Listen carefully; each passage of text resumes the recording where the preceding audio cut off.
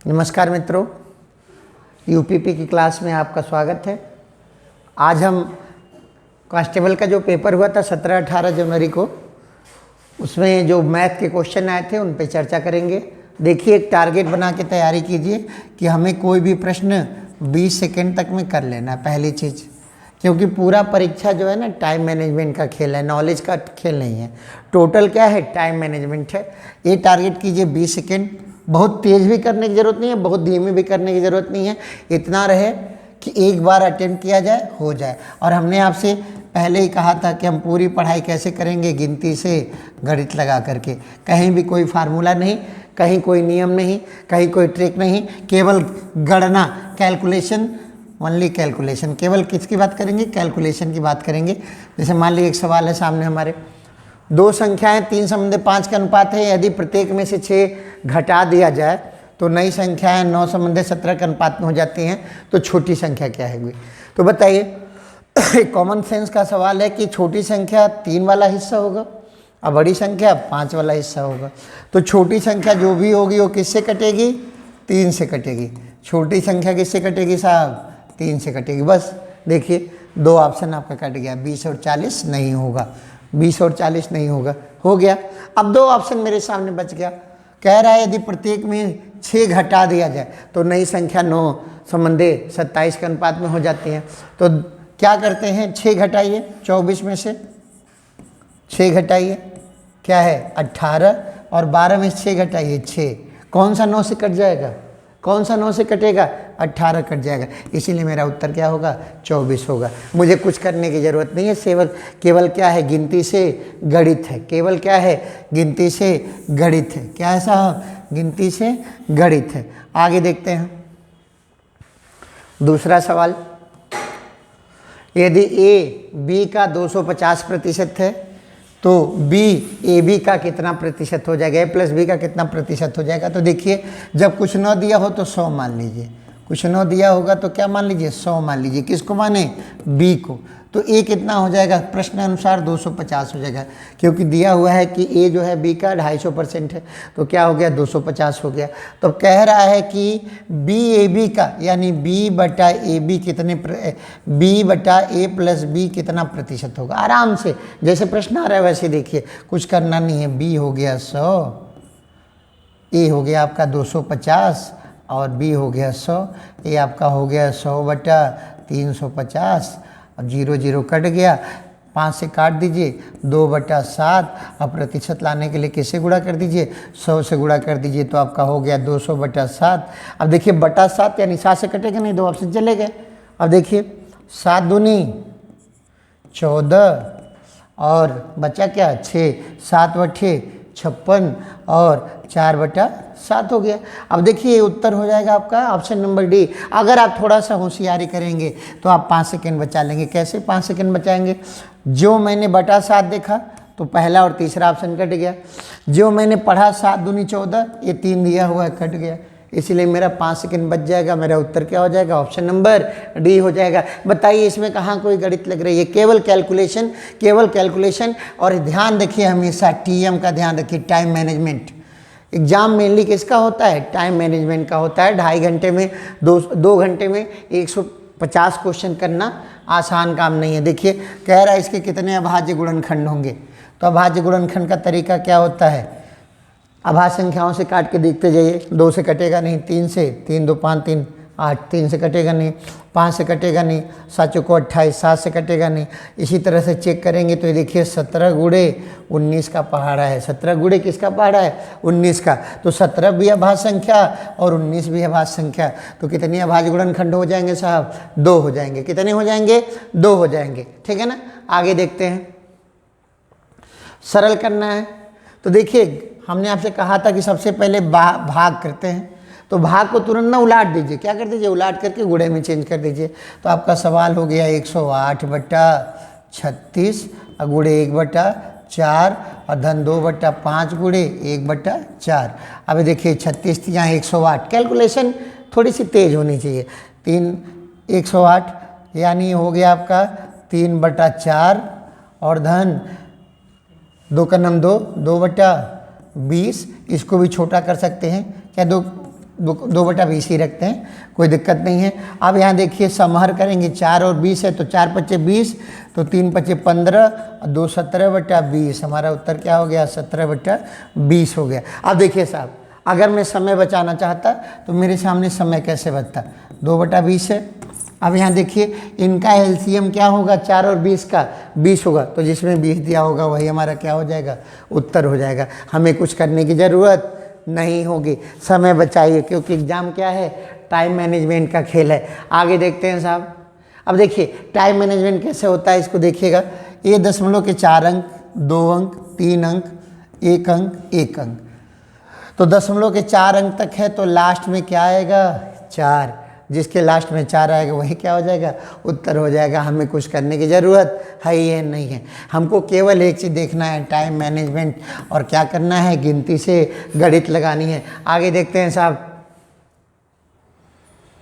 एक आदमी एक बस को 25% के लाभ पर बेचता है, यदि उसने ठीक है ना। आगे देखते हैं। अभिषेक, विमल और चिन्मय साझेदारी में शामिल होते हैं। अभिषेक विमल के निवेश से 3 गुना अधिक निवेश करता है और विमल चिन्मय द्वारा किए गए निवेश का 2/3 करता है। तो वर्ष के अंत में अर्जित लाभ इतना है, तो चिन्मय का हिस्सा कितना होगा? तो हिस्सेदारी देखिए बड़ा सरल है। हिस्सेदारी क्या है? बड़ा सरल है।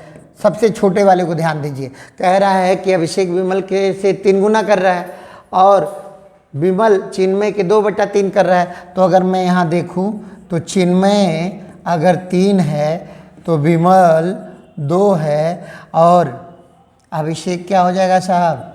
अभिषेक 3 2 तिहाई 6 हो जाएगा। बस इतना ही हमको बैठाना है। यहाँ देखिए 3/2 कर रहा है, तो अगर 2/3 कर रहा है तो चिन्मय 3 तो विमल 2, अब विमल 2 तो अभिषेक 6, हिस्सा हो गया तय। कह रहा है चिन्मय का हिस्सा क्या है? चिन्मय का हिस्सा क्या है? ये 3 हिस्सा आ रहा है ना, तो अब यहाँ देखिए 5500 दिया है। 6 2 8 3 11, 11 हिस्सा बराबर 5500, इसीलिए एक हिस्सा बराबर 500। इसीलिए चिन्मय का हिस्सा क्या है? 3 हिस्सा है। 3 हिस्सा क्या हो जाएगा साहब? 1500। क्या हो जाएगा? 1500 हो जाएगा। इसमें कोई गणित नहीं है, ठीक है ना। आगे देखते हैं सर। 3 संख्याओं में दूसरी संख्या पहले से 2 गुनी और तीसरे से 3 गुनी है। यदि तीनों संख्याओं का औसत 66 है, तो देखिए तीनों का औसत 66 है, तो योग कितना हो जाएगा? 66 गुणे 3 यानी 198। अब देखिए एक नियम है, औसत से छोटी संख्या छोटी होती है, बड़ी की संख्या बड़ी होती है। तो जो भी उत्तर आएगा वो 72 से क्या आएगा? कम आएगा। क्या आएगा? 66 से क्या आएगा? कम आएगा। तो 72 आना ही नहीं है। दूसरा ऑप्शन, ये सवालों में ना सबसे अच्छा तरीका होता है, ऑप्शन रख लीजिए। सबसे छोटी संख्या क्या मान लीजिए? 36 मानिए। क्या है सबसे छोटी संख्या? 36। अब यहाँ देखिए कह रहा है कि जो सबसे बड़ी है वो तीसरी से सबसे 3 गुनी है, तो 36 का 3 गुना 108, और जो दूसरी जो है पहली से क्या हो जा रही है? दुगनी हो जा रही है, यानी 108 का आधा एक संख्या हो जाएगी 54। ये आपके सामने 3 संख्याएं हो गई। कौन कौन सी? 36, 108 और 54 जोड़िए, 6 4 10 8 18, 198 हो जाएगा। क्या हो जाएगा? 198 हो जाना चाहिए। क्या होगा? 198 हो जाएगा, ठीक है ना। यानी हमारा उत्तर क्या हो जाएगा? 36 हो जाएगा। आगे देखते हैं। ये सबसे मस्त सवाल है। देखिए एक लाइन के आयत का आकार इतना है, तो क्षेत्रफल क्या होता है? क्षेत्रफल की बात कर रहा है, लंबाई गुणे चौड़ाई। कह रहा है लाइन का क्षेत्रफल कितना है, तो चौड़ाई कितनी हुई? तो चौड़ाई किससे कटेगा? 2 से। कोई बात नहीं है, अगर चौड़ाई 2 हिस्सा है तो लंबाई 3 हिस्सा है, तो 20 दूनी 40, तो 20 तिहाई 60, 6 चौको 2400 नहीं होगा। अगर ये 10 है तो 15, 15 धाम 150 नहीं होगा। 50 है तो 75 नहीं होगा। यहाँ देखिए 20 है तो 30 है, 2 तिहाई 6। हमें कुछ लगाने की ज़रूरत नहीं थी। ऑप्शन नंबर कौन सा हो जाएगा? डी हो जाएगा। आगे देखते हैं सर। कह रहा है एक साइकिल चालक 900 मीटर दूरी, तो 900 मीटर दूरी ये किस में है? मीटर में। ये मिनट में समय दिया है। समय क्या दिया है? मिनट में दिया है। तो क्या है? इसको कर लीजिए सेकेंड में। 2 मिनट 120 सेकेंड और 30 सेकेंड 150 सेकेंड हो जाएगा। अब इसकी चाल क्या हो गई? 900 बट्टा 150, ठीक है ना, मीटर पर सेकेंड। 15 चौको 60, 15 छक्के 90, यानी हो गया 6 मीटर प्रति सेकेंड। अब पूछ किस में रहा है? ठीक है ना। किलोमीटर प्रति घंटा में तो जानते हैं मीटर पर सेकेंड को किलोमीटर प्रति घंटा में बदलते हैं, तो 18/5 से गुणा कर देते हैं। 108/5, 5 दूनी 10 और 5 का नम 5, 6, 21.6 किलोमीटर। और देखिए समय कैसे बचता है, इसका ध्यान रखिए। जब मैंने लगाया कि 108/5 आ रहा है तो 20/25 तो जो भी उत्तर मेरा 20 से अधिक होगा तो एक ही उत्तर है। मैं यहाँ 2-4 सेकेंड बचा लूँगा, कहीं और इस्तेमाल कर लूँगा, ठीक है ना साहब। आगे देखते हैं। देखिए इस सवाल में भी क्या है साहब, 3 अंक पे है, 2 अंक पे है, 4 अंक पे है, 1 अंक पे है, 1 अंक पे है। तो लास्ट में कितने अंक पे है? 4 अंक पे है। किस पे है? 4 अंक पे। तो जो भी उत्तर आएगा उसके लास्ट में 4 आएगा, 2 चले गए, ठीक है ना। अब देखिए 31, धन वाला एक साथ कर लीजिए, ऋण वाला 31 और यहाँ माइनस वाला देखिए 4, 7 11 और 11 2 13 और 1 ये मोटा मोटी हो जा रहा है 13 1 14। 31 में से 14 घटाएंगे क्या हो जाएगा? मोटा मोटी कितना हो जाएगा? 17। तो 17 वाला उत्तर होगा कि 19 वाला? तो कौन सा होगा साहब? 17 वाला होगा, ठीक है ना। आगे देखते हैं। दो संख्याओं के एचसीएफ 11 है और एलसीएम, तो एचसीएफ गुणे एलसीएम बटा एक संख्या बराबर क्या निकल जाता है? दूसरी संख्या, ठीक है ना। 11 सते 77, 7 से काट दीजिए, 7 9 63 और क्या बच गया? ठीक है ना, क्या आ जाएगा? अच्छा सॉरी 8 से कटेगा ना, सॉरी 7 बटे 56 और 7 सते 49। हमारा उत्तर क्या हो जाएगा? 87 हो जाएगा। चलिए साहब आगे देखते हैं। ये देखिए कितना अच्छा सवाल है। यदि चंदन को दिव्या से 500 अधिक प्राप्त होता है तो चंदन का हिस्सा देखिए, चंदन का हिस्सा 4 और दिव्या का हिस्सा 3। दोनों के हिस्से में कितना अंतर? एक हिस्सा का अंतर। तो एक हिस्सा बराबर 500 दिया है, तो कह रहा है बीना को क्या मिलेगा? तो बीना का हिस्सा क्या है? 2 है, तो 500 दूनी 1000। बीना को कितना मिल जाएगा साहब? 1000 मिल जाएगा। इसमें कोई गणित है ही नहीं है, ठीक है ना। आगे देखते हैं। अब देखिए कह रहा है कि इतने दाम में कमी हो गई, तो इसको देखिए 6 चौक को 24 1 25/4%।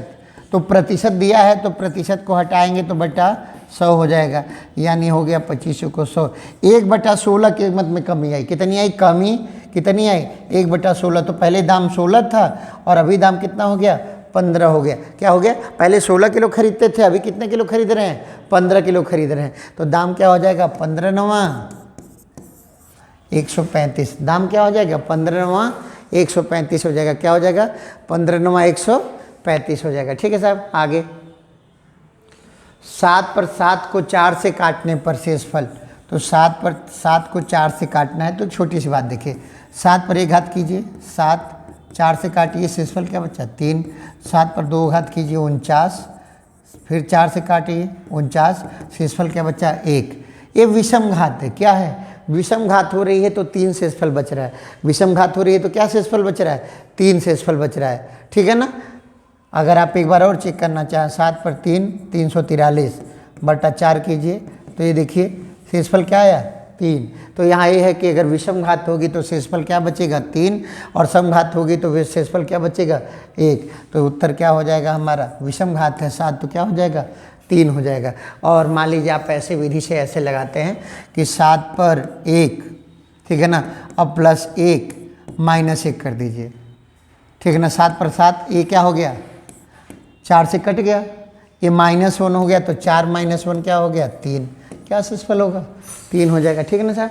आगे देखते हैं। एक व्यवसाय में मनन ने 76,000 रुपये और कुछ महीने के लिए और विवेक ने 57,000 रुपये कुछ महीने के लिए लगाया। वर्ष के अंत में कुल लाभ उनके बीच में 2 संबंधी 1 के अनुपात में हो गया। तो विवेक ने कितने महीने बाद व्यवसाय को ज्वाइन किया? तो देखिए यहाँ ध्यान से देखिए, 76 और 57, 19 को 76, 19 57, क्या है? यही रेशियो बन रहा है। अगर मान लीजिए मन्नन ने 1 साल के लिए लगाया, कितने साल के लिए? 1 साल के लिए, यानी 12 महीने के लिए, तो मन्नन का अनुपात क्या हो गया? 48।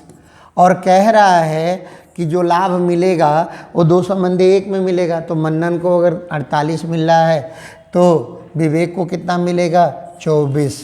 तो ये बताइए 4 हिस्सा था, 12 चौको 48, तो 3 से 24 लाने के लिए कितने से गुणा होगा, 8 त्रिके 24। तो 8 महीने का इसका बिजनेस हुआ।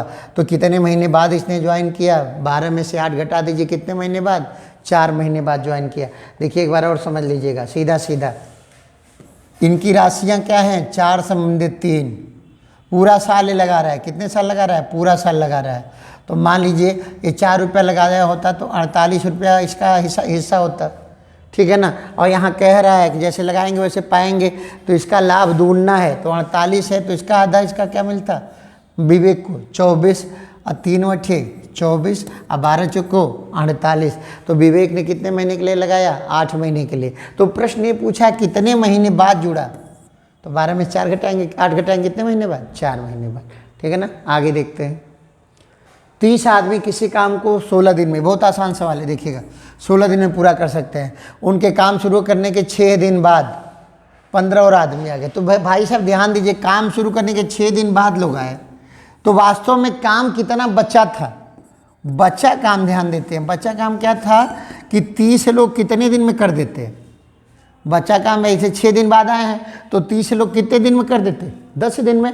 बचा हुआ काम कितने दिन में कर देते, 30 लोग 10 दिन में। और उसी को 45 लोग कितने दिन में करेंगे, ठीक है ना। तो ये देखिए 15 दूनी 30 और 15 तिया 45, तो कितने दिन में कर देंगे, 20/3 दिन में। कितने दिन में कर देंगे, 20/3 दिन में कर देंगे। देखिए मित्रों,